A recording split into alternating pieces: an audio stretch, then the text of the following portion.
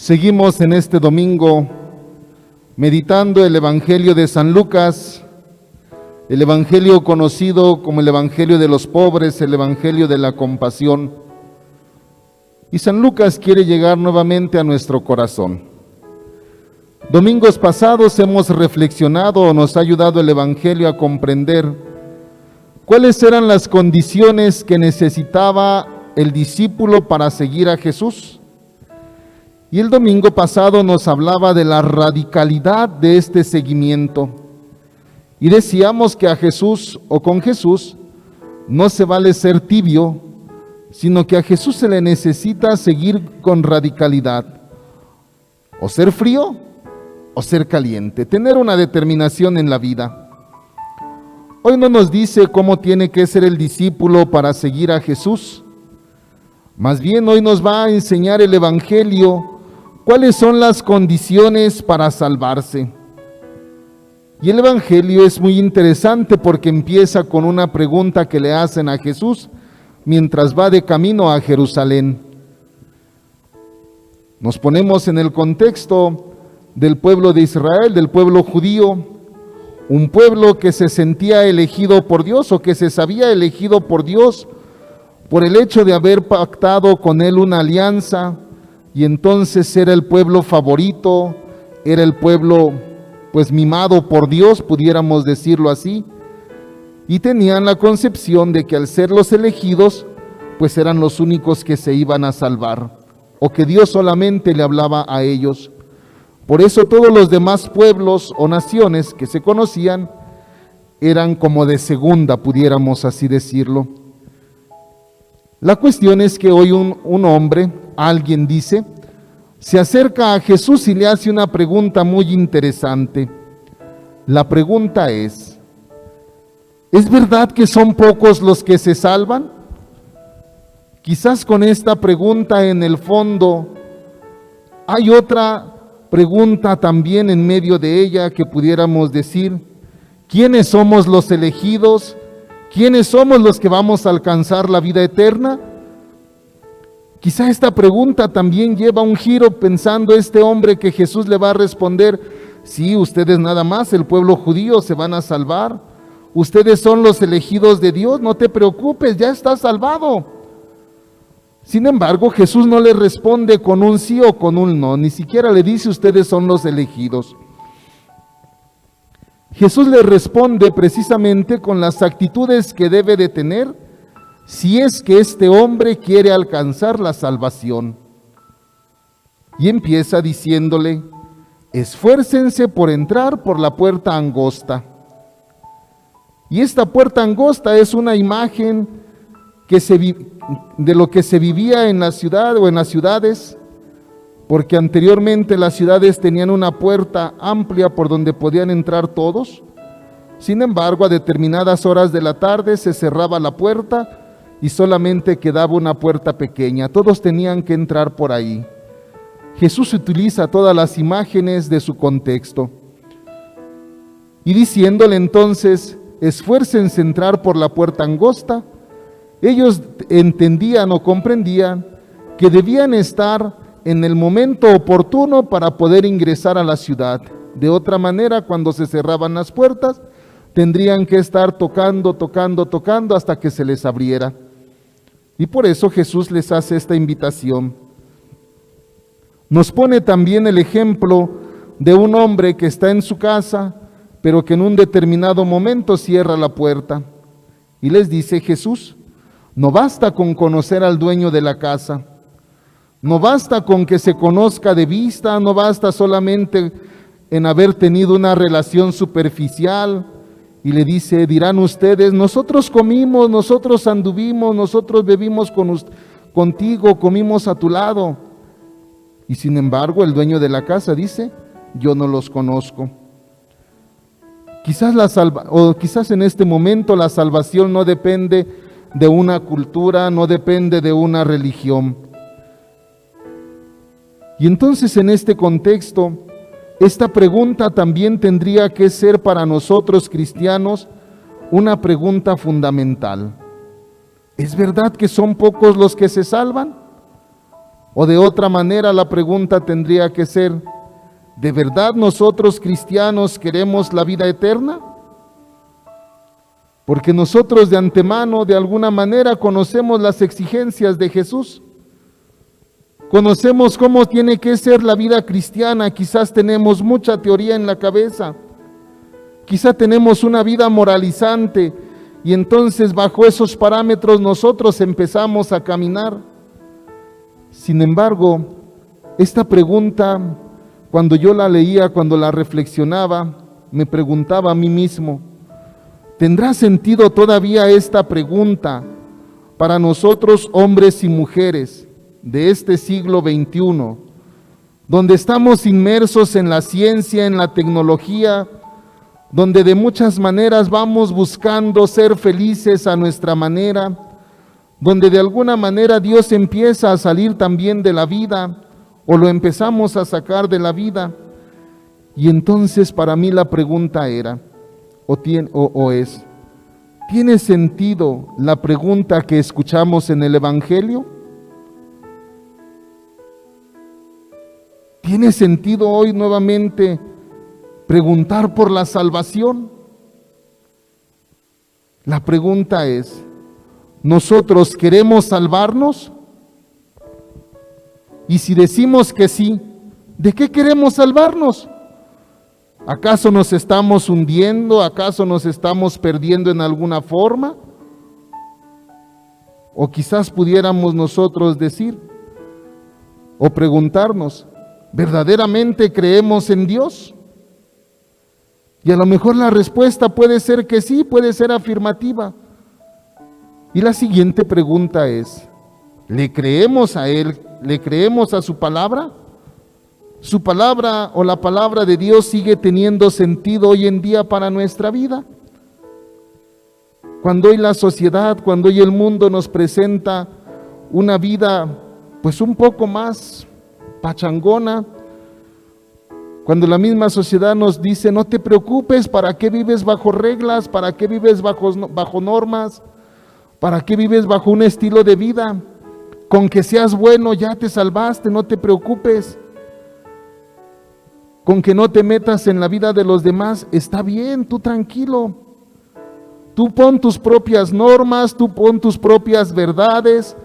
Hazte un Dios que pues más o menos te vaya dejando ser libre, porque el Dios cristiano, ese tiene muchas exigencias.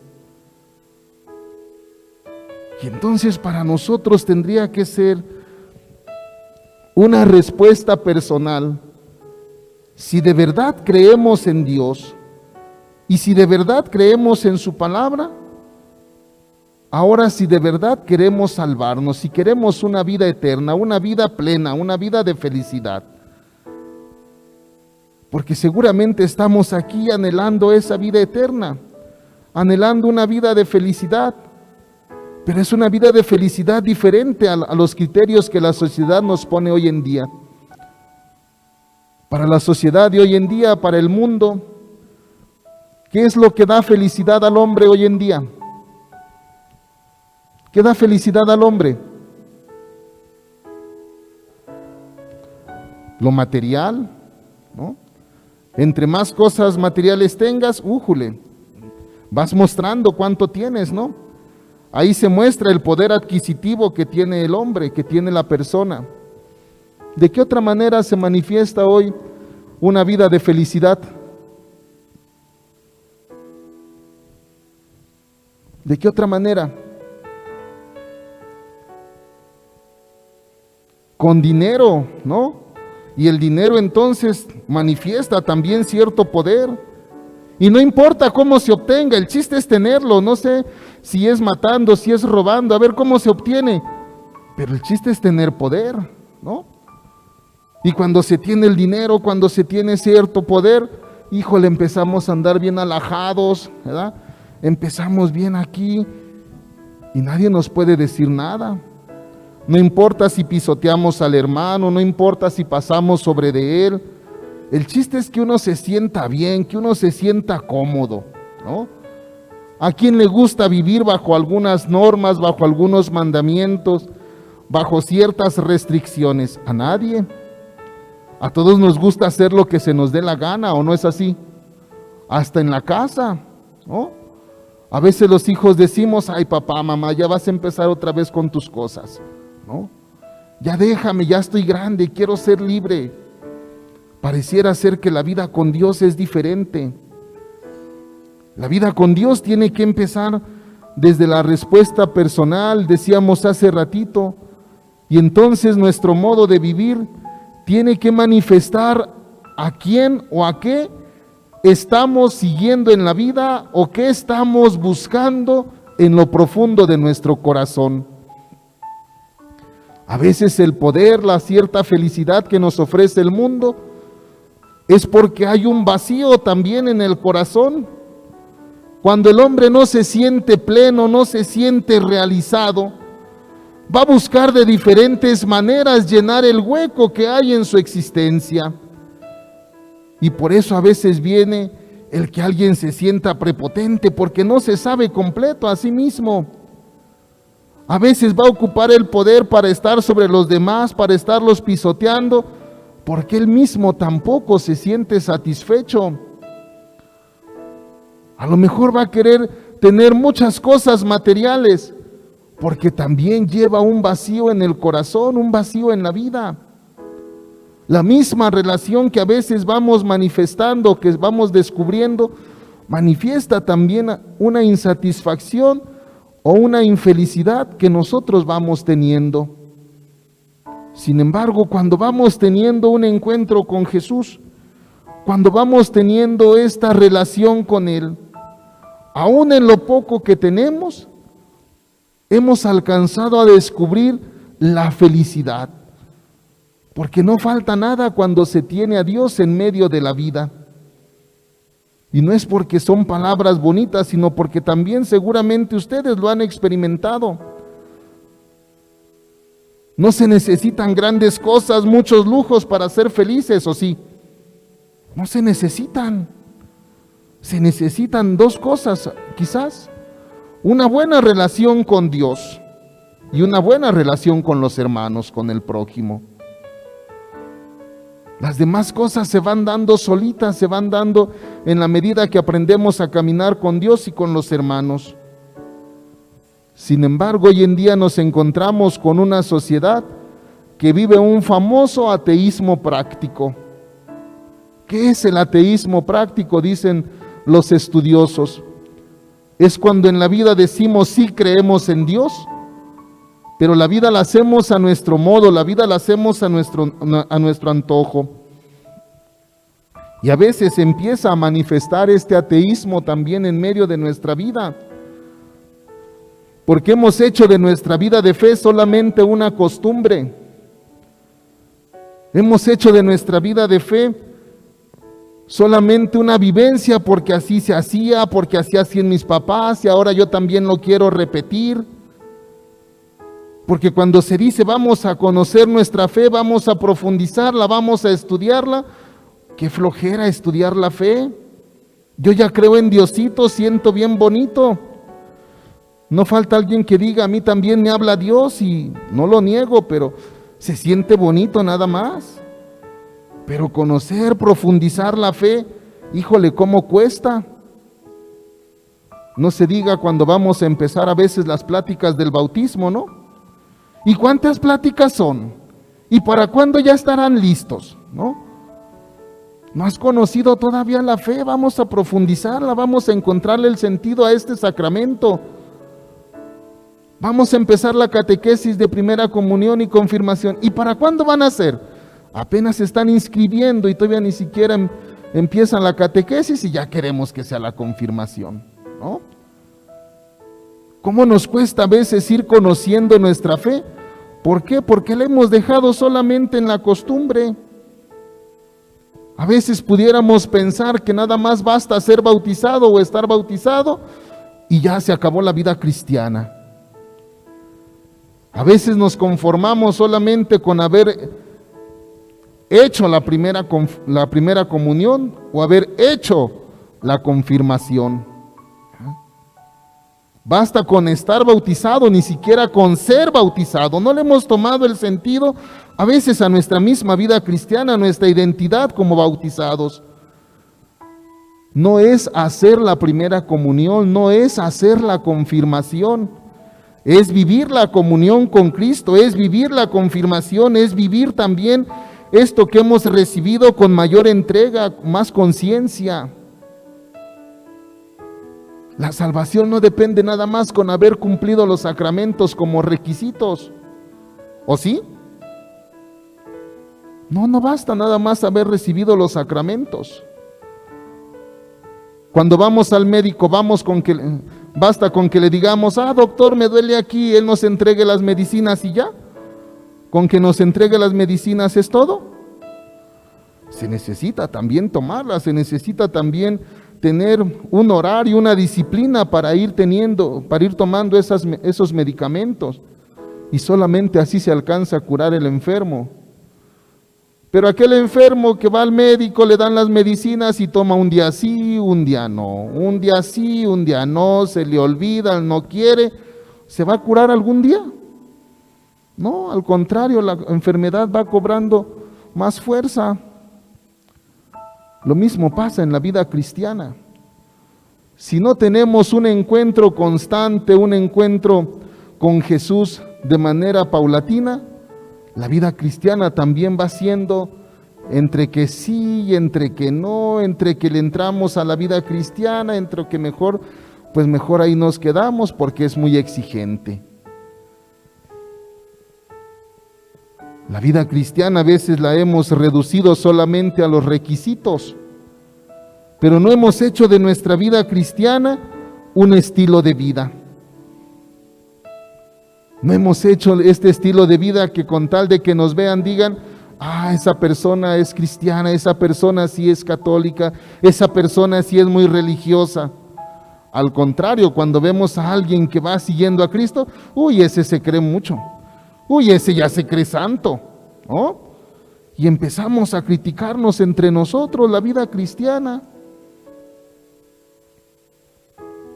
Una anécdota de San Francisco, por ejemplo, a propósito de estar en este templo, dice que un día iba a salir a predicar con sus hermanos y les dijo, hoy vamos a salir a predicar. Bueno, se vistieron, se pusieron su capucha, van por la calle, ya dieron una vuelta a toda la ciudad y regresan a su casa. Y cuando van regresando le dice uno, oye hermano, ¿y a qué horas vamos a predicar? Y le dice San Francisco, es que ya hemos predicado, pero no hemos dicho ninguna palabra. Nos encontramos a muchas personas, pero no les dijimos nada. Y le dice, sí, ya predicamos. Con tu manera de caminar, con tu manera de mostrarte humilde, con tu manera de cómo viste a la persona, allí ya predicaste el evangelio. Quizás eso nos falta también a nosotros, porque la vida nos lleva muy a prisa. La vida nos lleva solamente pensando en nosotros, viendo nuestras propias preocupaciones, que quizás a veces pasamos de manera inadvertida con alguien que quizás nos está hablando.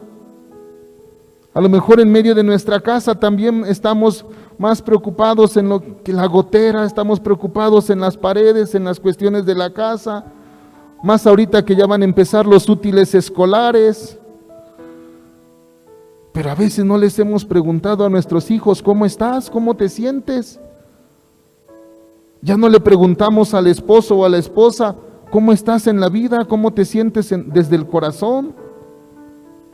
Cuando era el novio sí se preguntaba uno, ¿no? Y uno ponía atención a lo que el otro decía. Pero ahora de esposos nos hemos acostumbrado a convivir, a que cada quien hace lo que tiene que hacer. Pero a veces ya no nos hemos encontrado desde el corazón. Los hijos van y vienen de la escuela, saben sus responsabilidades, pero hasta ahí. ¿Y el corazón dónde queda? Algunos de sus hijos les han confiado lo que llevan en el corazón, en la vida, cuáles son sus anhelos o sus esperanzas. ¿Los hemos escuchado de verdad? No basta con tener hijos, no basta con hacer una familia, sino saber escucharnos también desde el corazón. Muchos de ellos viven tristes, muchos de ellos buscan ciertos amigos porque en su familia no han encontrado el cariño, no han encontrado la realización plena en la vida. No sé si aquí en Ixtlán se dé o en nuestras parroquias se dé la droga. ¿Por qué buscan la droga? A veces por curiosidad, porque están con otros compañeros que ya le están entrando y por sentirse aceptados, allí van, allí caen. Porque en la casa no han encontrado, no han experimentado este amor que necesitan. ¿Por qué tantos matrimonios hoy en día empiezan a fracasar? Porque ya no hay diálogo, ya no hay esa confianza que había anteriormente. Y entonces empezamos a buscar al amiguito, a la amiguita, aquel que nos escucha, aquel que nos comprende, nos hace piojito, ¿verdad? Y la vida entonces la vamos haciendo solamente como requisito, pero no como un estilo de vida.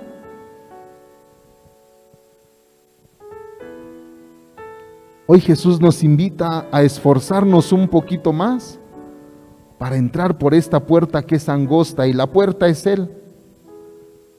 Una vida que lleva exigencias, y exigencias desde lo ordinario.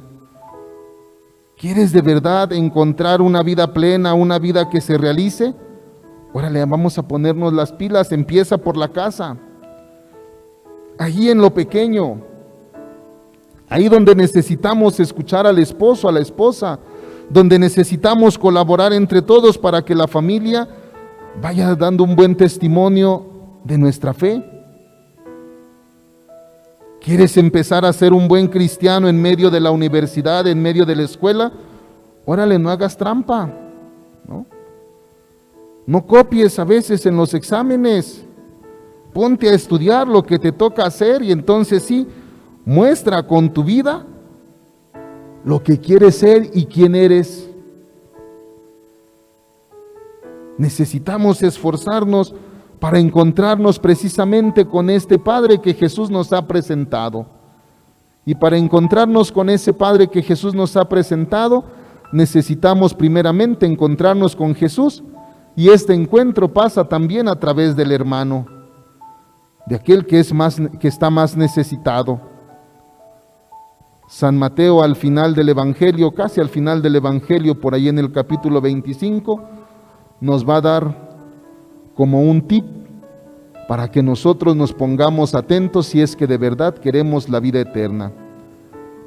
Cuando lo hiciste con este más insignificante, conmigo lo hiciste. Y nos encontramos al hambriento, al sediento, al desnudo, al enfermo, al encarcelado, al forastero, ¿no? A lo mejor hoy tenemos la oportunidad de decir, sí, yo voy a ayudar en esta venta con causa, sí. Pero cuánta hambre, cuánta sed hay en nuestras casas que necesitamos satisfacer. Ahí empecemos a dar un buen testimonio y entonces sí, cuando nos vean los demás, podrán decir, esa familia, ese señor, esa señora, ese joven, verdaderamente vive su fe. Porque la fe viene a transformar nuestra manera de vivir, nuestra manera de pensar, viene a transformar todas nuestras actitudes. Que profesar nuestra fe implique también el testimonio que estamos dando ante los demás. Y que estas palabras del Evangelio de San Mateo nos ayuden también a encontrar el sentido de la vida. No basta decir Señor, Señor, sino hacer la voluntad de mi Padre. San Lucas nos ha dicho, está en el prójimo. La salvación se alcanza en la medida que te encuentras también con tu hermano. Que el Señor nos ayude a vivir nuestra fe en medio de nuestra casa para ir dando un mejor testimonio de vida en medio de nuestra comunidad cristiana. Que el Señor nos siga bendiciendo, que bendiga a cada uno de ustedes, a todos los hermanos que a lo mejor nos están viendo a través del Face, a todos los hermanos que viven en otros lugares y que su corazón sigue anhelando volver a Islam. Que el Señor nos bendiga, en el nombre del Padre, del Hijo y del Espíritu Santo. Amén.